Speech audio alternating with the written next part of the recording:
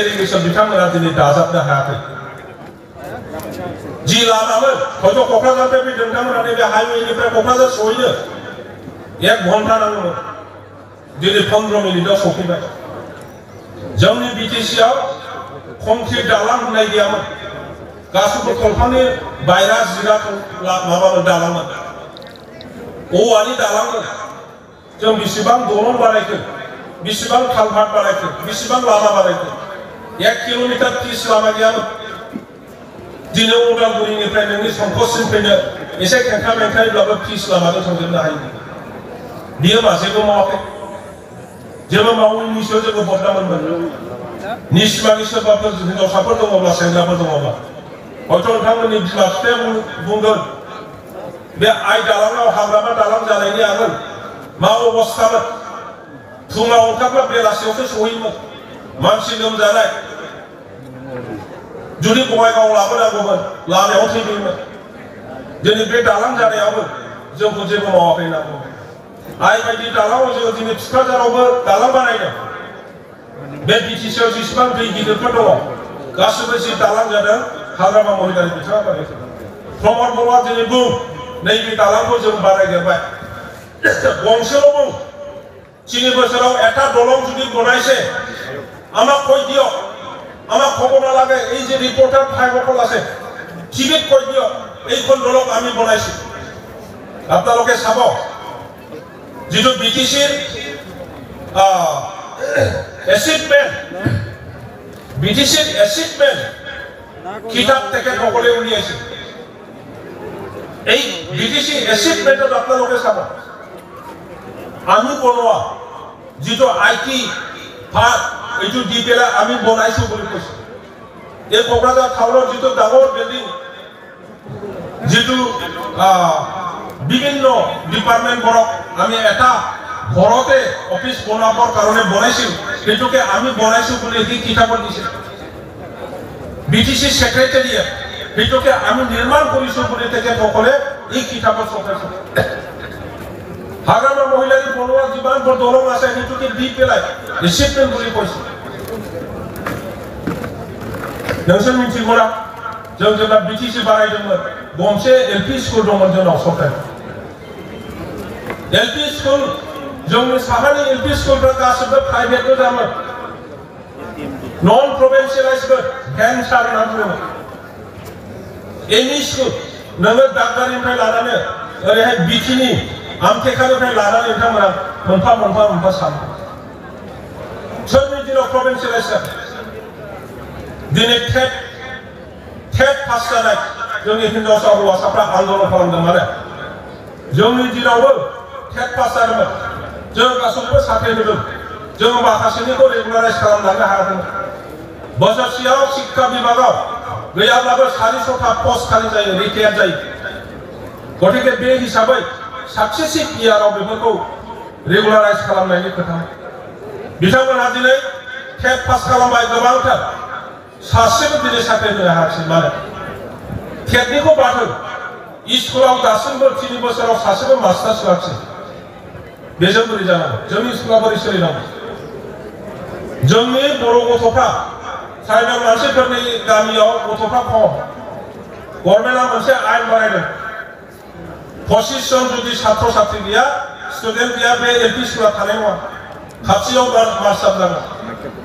जोङो चेलेन्ज खालामबोदों जोंनि टाउननि नङा गामियाव जोंहा मानसियानो गैया गथ'फ्रानो खम गतिके जोंनि गामियाव 15 जनब्लाबो एलपि स्कुला थानांगौ मास्टार खालामनो होआखै जों जेराव सानैल' दं साथामल' दं बेखौसो जोङो मास्टार खालामहोदोंमोन खिन्थु दिनै बिथांमोना मा खालामदों जोंनि बिटिसिआव 400टा 400 एलपि स्कुला दा मास्टार दानसिनो थानायब्ला बर' मिडियाम स्कुला बिराद बर' मिडियामनि खोथा बुङो बर' मिडियाम एलपि स्कुला दिनै जोबलांगासिनो दं मा मावदों नोंथांमोनालाय दिनै सुपार 50 होननानै बुंदों सुपार 50आ मा बिलाय हाग्रामा महिलारिया खालामबोदों आं खालामबोदों देरहासार बसुमतारी खालामदों जोङो नामाकरण होआखै जों नाम होआखै नोंथांमोना रेकर्डखौ नाय जोंनि दिनावहाय 2016 सननिफ्राय जोङो बेखौ जागायदों जोङो 25 जनल' हरोमोन कोनो राजनीतिक इंटरफेरेंस गैयामोन IAS अफिसार IPS अफिसारखौ लाबोनानै जोङो सिलेक्ट खालामोमोन दिल्लीयाव जोङो कचिंआव हरोमोन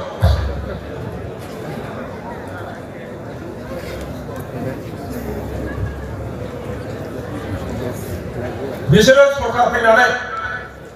बेखौ 50 जन बानायबाय 25 जननि जायगायाव 50 जन बानायबाय आरो बेखौ मा बुंबाय सुपार 50 मोजां जोङो 25 जनल' हरनो हादों बिथांमोना 50 जन खालामबाय हायोब्ला 100 जन खालाम 200 जन खालाम बेखौ खालामनांगोन नामा खरन होदों सुपार 50 गाज्रि नङा खिन्थु मा बुंदों जों लायनो बेबायदि मावबोआखै जों जेबो खालामबोआखैनो जोंनि फरायसाफोरनि थाखाय आंनि दिनाव आङो बोसोरथाम मावबोदों 25 जन 75 जन स्टुडेन्टखौ जोङो अलरेडि दिल्लीयाव हरदों बे फरमान ब्रह्मआ बिथाङाबो बे कचिंआवनो बिथाङाबो बाहागो लाफादों बिथाङा IAS जादों दिनै बिथांमोनहा जेबो मावाखै होननानै बुंदों सोंलुसो नोंथांमोनहा आरो रेकर्डखौ बिनानै नाय अफिसारफोरनिफ्राय जोंखौ जेबो मावाखै होननानै बुंदों IIT फरायनायफोरनो जोङो 2 लाख होयोमोन IIM फरायनायफोरनो जोङो 2 लाख होयोमोन डक्टर एडमिशन मोननाय मेडिसिनाव जायफ्रा थांदों बिसोरनो जोङो 2 लाख होयोमोन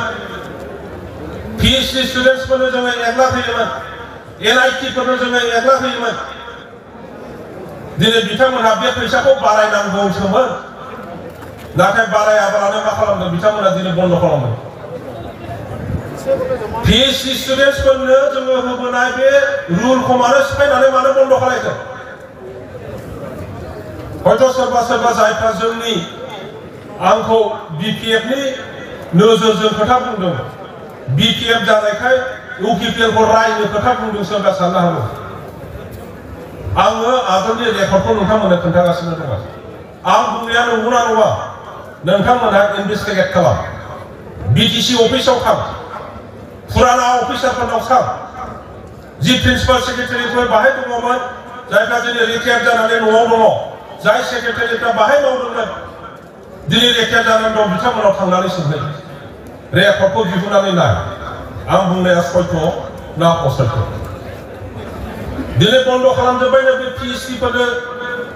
जोङो फैसा होनाय बे रुल बेखौनो सिफायबायनो डक्टर फरायनायफोरनोबो फैसा होलानो IIT फरायनाय IIM फरायनायफोरनोबो फैसा होलानो मा जाखो बिलाय आरो बुंगासिनो सुपार 50 सुपार 50 जोङो आं दिनै मोनसे खोथा बुंनानै जोङो 3 लाखल' होयोमोन 3 लाख मानो होयोमोन जोङो दिल्लीयाव कोचिं सेन्टाराव एडमिशन मोननो you need 1,75,000 to 85,000 बाकी जी 1,20,000 थागोन you have to sustain for 1 year in Delhi spending in the PG 10,000 per month 10,000 monthly बाहायनानै नोङो paying PG आव 1 बोसोर नोङो sustain खालामनांगौ थानांगौ बिथांमोना दिनै जों जि खोनादों सोरबा कन्ट्रेक्टरनोसो हगारदों बिथाङा हस्टेल लाहैदों दिल्लीयाव आरो बे सुपार 50 खौ गासिबो बे एखे हस्टेलाव दोनदों जानाय लोंनाय बिथाङानो होयो दा सासेयाव 8 लाखनो 8 लाखनो सासेयाव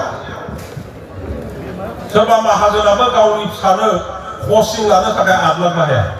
आंबो बाहायनाय नङा आं बिदिखौ आं माहाजोनखा आंबो बिदिखौ बाहायनाय नङा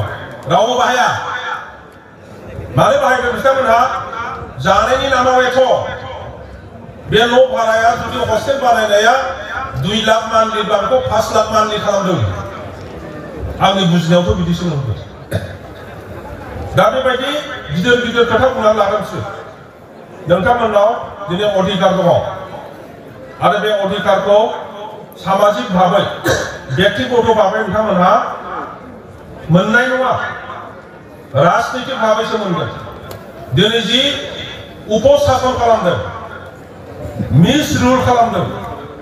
रं एडमिनिस्ट्रेशन खालामदों मानसिफोरखौ मिसलिड खालामदों मिस इनफरमेशन होदों बे समग्रखौ जोङो परिबर्तन खालामनांगौ बिटिसिआव परिबर्तनखौ बिथांमोना लाबोआखै परिबर्तनखौ जों लाबोदों जिर'निफ्राय जोङो दिनैनि स्टेटासआव लाबोदों बिथांमोना परिबर्तननि खोथा बुंदों थाइसे थाइनै थाखा रानदों बेजोंनो जोंनि मानसिफ्राबो गोजावदों भट होदों दिनै थेलाया मोनबाय थाखा गरसेल' गैला गामियाव रावनिबो सिटियाव थाखा गैया कन्ट्रेक्टरफ्रा बिल मोना 80% of total BTC money has gone back to other places outside BTC area. मानो supply खालामदों all suppliers are not from BTC. All suppliers from outside BTC. बाहाय बोरै फैसा मोनदों लामा बानायाब्ला जोंनि गामिनि मानसिफ्रा बहा खामानि मोनदों दालां बानायाब्ला जोंनि मिस्ट्रिफ्रा बहा खामानि मोनदों बहा फैसा मोनदों बे अबस्था जादों आं गोलाव बुंफ्रांबाय नोंथांमोनहा आं आसा खालामो गाव गावनि बिबेकखौ दिनैनिफ्राय फ्रि खालामदों आरो गावनि भबिष्यत गावनि हारिनि भबिष्यत गावनि देशनि भबिष्यत बिटिसिनि भबिष्यतखौ जोङो गोदानै दाफिननि आरो बेखौ दाफिननायाव नोंथांमोन युथ्सफ्रा गोबां दायित्व लानांगोन जोङो मिथिगौ जों बायदिया राजनितिखौ हाबोब्ला आंनि फिसाखौ साख्रि होनो हायनाय खोमा गरसे गरनै मोननोलाय खोमा होननानै जोङो जोंनि बैसोनि मानसिया राजनितिखौ थाङो ओंखायनो एखमब्ला कंग्रेसआव एखमब्ला बिजेपिआव एखमब्ला इउपिपिएल एखमब्ला बिपिएफआव थाङो जोंनि मानसिफ्रा खिन्थु नोंथांमोननि बैसोनि मानसिफ्रा बिब्दि नङा नोंथांमोनाव एनार्जि दङ दिन रात नोंथांमोना खस्थ' खालामनो हायो बलेर' नाङा नोंथांमोननो जायखिजाया मिन्सनि कमिउनिकेशननि मिन्स नोंथांमोना खामानि मावनो हायो थाबायनानैबो मावनो हायो थाखा फैसानि नोंथांमोननो लब गैया नोंथांमोननि सोलिनो फरायनो न' भारा होनो लेखा बायनो बेखौल' नोंथांमोना लुबैयो ओंखायनो बे राजनितिखौ गोरा खालामनो जुदि हायो जोङो जोंनि भबिष्यतआव नोंथांमोननि जिबना दिनै बाहाय फैबाय नोंथांमोननि फंबाय बिनानावफोरनि भबिष्यतखौ जोङो सिन्था खालामनांगोन बिथांमोननि भबिष्यतखौ जुदि मोजां खालामनोब्ला जोंनि राजनितिकआनो थिग जाग्रोनांगोन बेखायनो बिपिएफखौ मोजां राजनितिक दल खालामनो आरो बे बिपिएफनि फिलसफिजोंनो जोङो ज' थांनानै जोंनि बिटिसिनि भबिष्यतखौ मोजां खालामनो आरो दाफिननो बे उद्देश्यखौ लानानै नोंथांमोना आगान होदो